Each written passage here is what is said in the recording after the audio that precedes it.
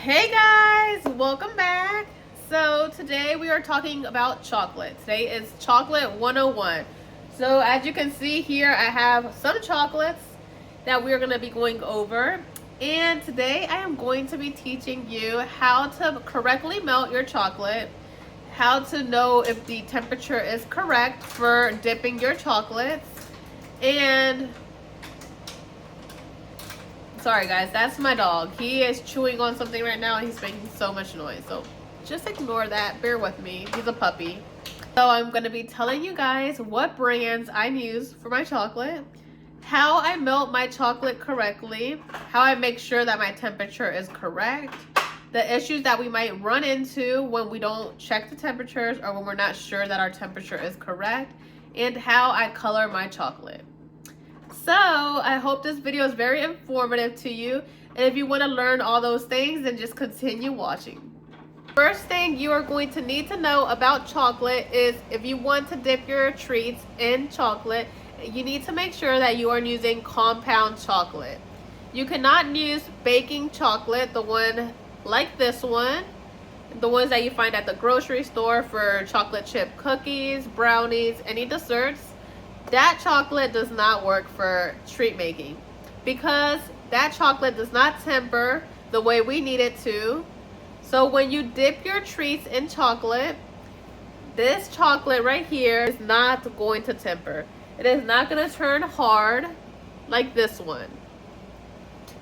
You can see how this chocolate is completely dry to the touch. This is food coloring on my hands, if you're wondering. It's dry to the touch. There's nothing on my finger. And it is because this chocolate tempers. It dries. The other chocolate is not going to dry. So you're going to have a big issue with that because you're going to place it to dry and it is never going to dry. It's going to take forever to dry if it does dry. So that is the first thing we need to know about chocolate. So here is the chocolate that I use for making treats. We are going to discuss each brand and I will tell you the pros and cons of each one of them. So let's start off with Almond Bark. I'm sure everybody is familiar with this brand. You can find this at Walmart. It comes in white chocolate and in milk chocolate. And it is 1.5 pounds for less than $4. So it's a great price. It's amazing and it is perfect for beginners. So if you are a beginner that is practicing making treats, or you are making treats for friends or family or yourself, highly recommend you start off with Almond Bark. It is very inexpensive and it serves the purpose that we need it for. So it tastes amazing, it dries great. However, the reason why I do not use this brand to make treats to sell to customers is because of the way it melts. So I am very picky when it comes to chocolate. I like my chocolate to be very smooth when I am ready to dip my treats. And with Almond Bark, when you melt it, it melts to a thick consistency. You can add vegetable oil or coconut oil to thin it out. But I just don't like to do that because there's some people that are allergic to coconut oil, and I don't want to sell my treats to a customer who is allergic to that and then something goes bad. So I don't even mess with that. I just rather find a brand that their consistency is thinner and smoother. But for practicing content creation, friends or family, Almond Bark is great and it is very inexpensive and it tastes amazing. So, highly recommend Almond Bark for all my beginners. Now, next up is Garhardelli. Now, this brand you can also find at Walmart. Please focus. Yeah, okay. You can also find this brand at Walmart. This brand comes in white and milk chocolate and dark chocolate. So when I started with Almond Bark like most people do. I moved my way up to Garhardelli. But Garhardelli is pretty pricey. So I believe it's like close to $5 and it's not even a pound. It is only 10 ounces. So you would need a couple. I'd say you need like 3 of these for this amount of chocolate. So the pros of garhardelli is that it tastes amazing. You guys, this brand is awesome. I really like this brand. It melts amazing. I have no issue when melting this chocolate. It melts smooth, nice runny consistency, just like I like it to be. However, the problem that I have with this chocolate is how expensive it is. So it is not profitable for me to be using this chocolate when making treats, because I would have to spend a lot of money just buying this chocolate alone, not counting all the other supplies that we need. Just buying this chocolate alone would have cost me a good amount of money. So it's a good alternative if you are making treats for friends and family. This is a good option, but to sell it to customers, it is not profitable, in my opinion. Now, my holy grail, my go-to, the one that I always use for selling treats to customers is Merckens. And this is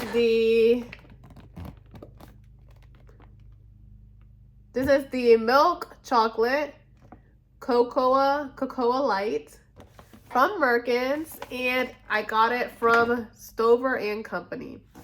And this bag right here is doesn't say. Oh, this bag right here is 5 pounds. And I love it, you guys. This chocolate melts amazing, especially the chocolate one from Merckens. I never have an issue with it. It melts great. I love this brand. It melts nice and runny. It dries perfectly. It tastes amazing. When you are making hot chocolate bombs, this brand comes out. This brand is awesome for hot chocolate bombs. They come out so nice. I love it. However, this chocolate right here is also from Merckens. It is the super white, which I don't think you guys can see that, but we'll give it a try. No, you can't see that. Okay. It's super white from Merckens, same brand as this one. I get it from the same company, Stover and Company. And this one is,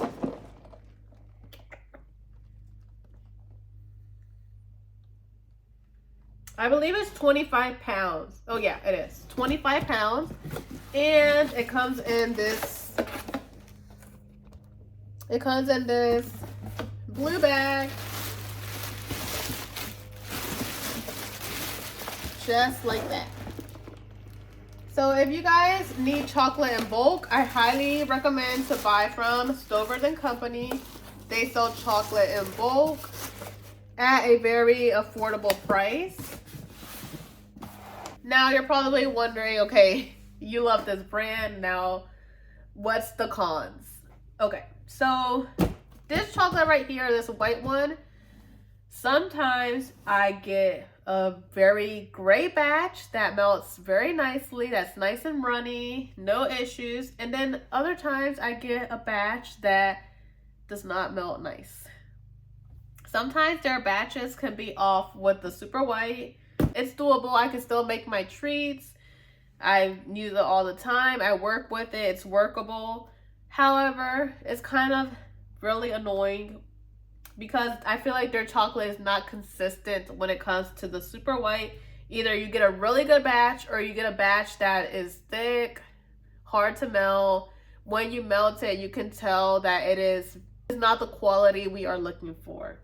However, the milk chocolate is always up to par. I love this. Never no issues when melting. So I don't know. Merckens, I don't know what's up with that.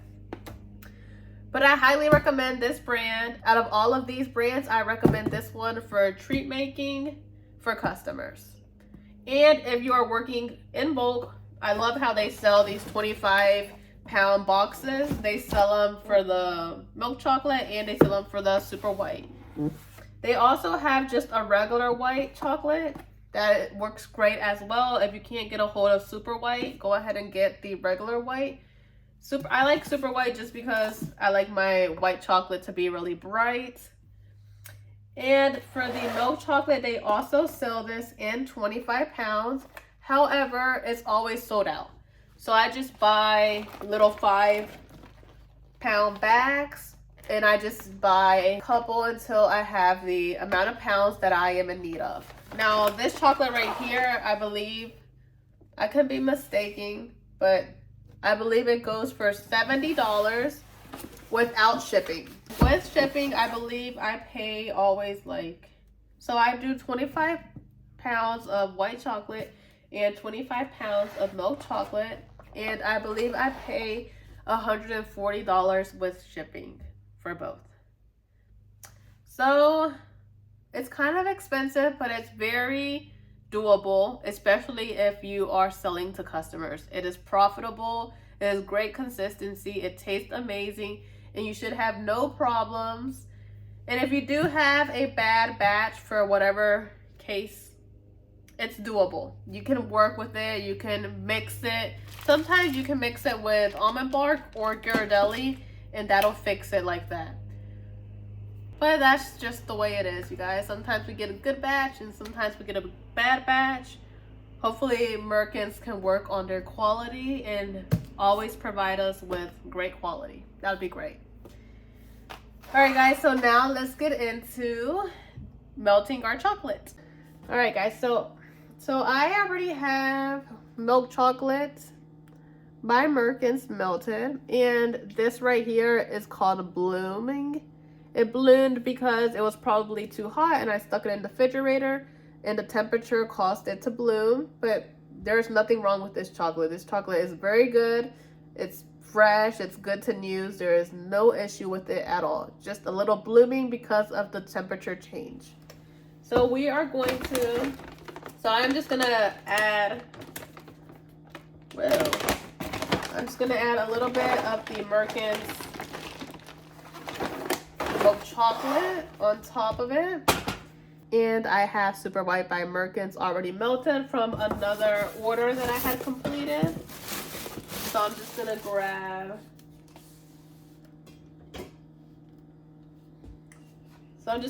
some more super white, and I'm gonna add it to this white one.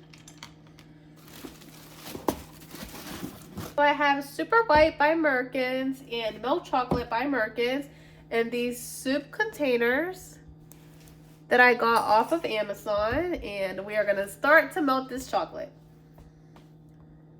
To melt our chocolate, we are going to need a microwave. It can be any microwave. Mine is this one. I don't even know what brand it is. I don't even know what setting it's on. It could be on any setting, and it could be any brand. They all work the same. So we are going to melt it for 30 seconds. And to stir them, I am just going to be using butter knives. They work great. So here you can see that nothing happened to our chocolate. It is still very hard. It did not melt at all. So we are going to put it back in for 30 more seconds. It is very important that we melt our chocolate in 30-second intervals, because if we go ahead and set it for 1 minute, our chocolate is going to burn. Chocolate burns very quickly, and once it's burned, there's no going back. You just have to trash it, and we don't want to waste product. So 30-second intervals, stirring, and then another 30 seconds stirring, and then another 30 seconds and stirring. And here you can tell that when I removed the chocolate, nothing really melted. It's still exactly the same, still very hard. And that's okay. I like to melt my chocolate little by little. I don't want to overheat it. So I just take my time going in 30-second intervals until it starts to melt. So we have now heated our chocolate twice, and now we are going to stir it. So it's going to be hard to stir. Some chocolate at the bottom is going to be melted. Your chocolate at the top is still going to be intact. So we just want to give it a good stir. Make sure that the chocolate from the top reaches the bottom and it all gets mixed in. That way it can melt evenly. So now we are going to pop it in the microwave for another 30 seconds and we should start to see progress. So here we're going to remove it, give it another stir, and here we can see that our chocolate is definitely melting better. We're just going to continue to stir it, continue to mix the chocolate that's at the top with chocolate on the bottom so that it could all be the same temperature. And this is what we have so far. And the key to getting your chocolate at the perfect consistency, at the perfect temperature, not way too hot and not way too cold, is patience. You have to have patience when melting your chocolate and working in 30-second intervals. I can't emphasize that enough because it's very important to have the patience to work little by little. It's tempting to go ahead and heat your chocolate for a longer amount and just go ahead and get it over with. But believe me, trust me, I've done it and I have burned so much chocolate like that. And here we can see that after just 3 to 4 30-second intervals, our chocolate is starting to melt.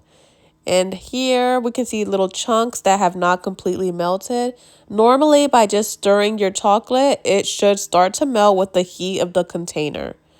And if you are in a hurry, you can put it back in the microwave for 10 seconds and it should melt completely. So I am just going to keep stirring it and I am going to let it set for a little bit and it'll start to melt the little chunks that are left on its own. And here's what we have so far after 1 to 2 minutes of letting it sit and stirring it. Here we can see that the little pieces of chocolate that had not completely melted are starting to melt. We can see that the consistency is starting to get nice and runny. The chocolate is starting to cool off and we have a nice, smooth, runny consistency. And that is the correct consistency that we are looking for. That is how we know that our chocolate is being melted correctly. And I am just going to melt this white chocolate. I'm going to overheat it so that you guys can see the difference of chocolate that is melted correctly and chocolate that is overheated. So this is the chocolate that I overheated, and I overheated it on purpose because I want to show you guys how different the consistency is when you overheat your chocolate and when you melt your chocolate correctly. So here I am going to dip my strawberry, and as you can tell immediately, it is very hard to remove the excess of the chocolate from the strawberry. It's barely dripping off. And it looks so bad, you guys. It has so many imperfections. You can definitely tell that the chocolate is not smooth. It is bumpy. It is developing elephant skin. And I am going to redip it just so that you guys can get a better look at how bad this strawberry looks. You can tell very quickly that the chocolate is very thick, very clumpy. There's so many imperfections. It was actually really hard to dip. You can tell that the leaves got dirty. And look how thick it is. Even if I try to remove the excess, the chocolate is so thick that it's going to be very hard to remove it. And this chocolate and this strawberry is probably going to take forever to dry. And here is a close-up of our strawberry developing elephant skin. Elephant skin usually develops when your chocolate is way too hot and your strawberry is not so hot, it's at room temperature. The temperature of the chocolate and the strawberry clash and it causes elephant skin. So now we're going to make an attempt to remove the excess chocolate, and as you can tell, it is quite difficult to make the chocolate drip off. It is so thick and hard to drip. And here is a close-up of our strawberry with the excess chocolate removed, and it's starting to look better. It doesn't look completely gorgeous. It does not look smooth. It has a lot of imperfections and it really doesn't look that professional, but it looks a lot better than how we had it the first time when we first submerged it into our chocolate. So now we're going to set it aside and let it harden and see how long it takes to harden. And before we start working with our chocolate, our white chocolate that was melted correctly, I want to check the temperature. And here you can see it's at 113 degrees. So definitely way too hot for submerging our treats, and our strawberries can definitely cook in the inside because of these high temperatures. Another way to check on the temperature of your chocolate is just by touching the container. If the container is hot or it is warm, then the chocolate is not ready to be used.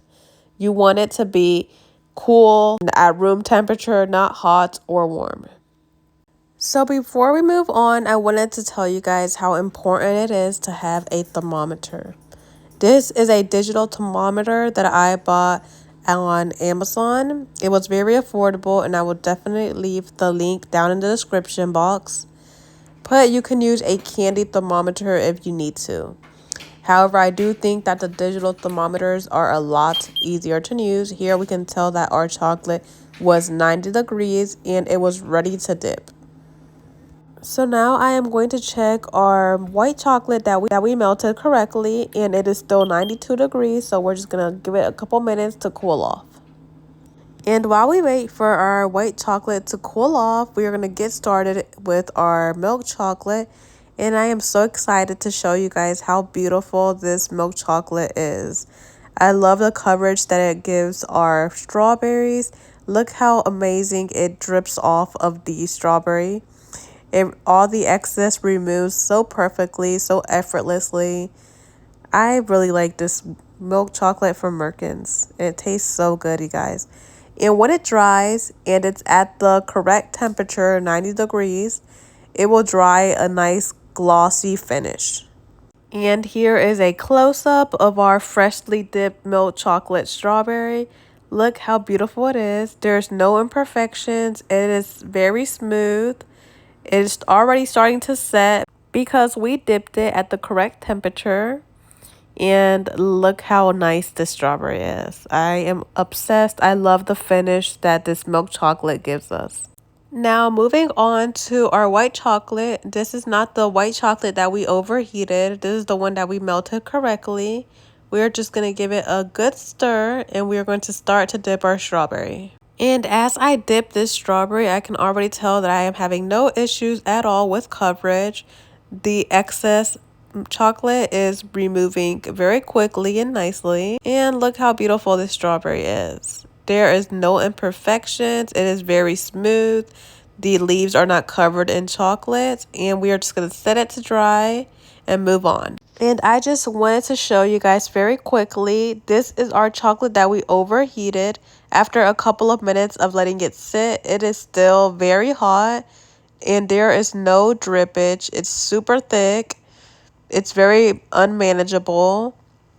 This is what you want to avoid. You don't want your chocolate to be like this because you're going to have a hard time when it comes to covering your treats. Chocolate that is overheated is not going to give you the same finish as chocolate that is heated correctly. You will not end up with the same results of nice, smooth, imperfect dipped treats. So here is our milk chocolate strawberry completely dried. Look how amazing it dried. Look how glossy it looks. And it looks smooth, no imperfections. This is what we want. You want our strawberries to always look like this. Now I am going to show you our white chocolate strawberry, the one that we dipped at the correct temperature. Look how smooth. The coverage looks nice with just one dip. It has no imperfections and it dried very nicely and fast.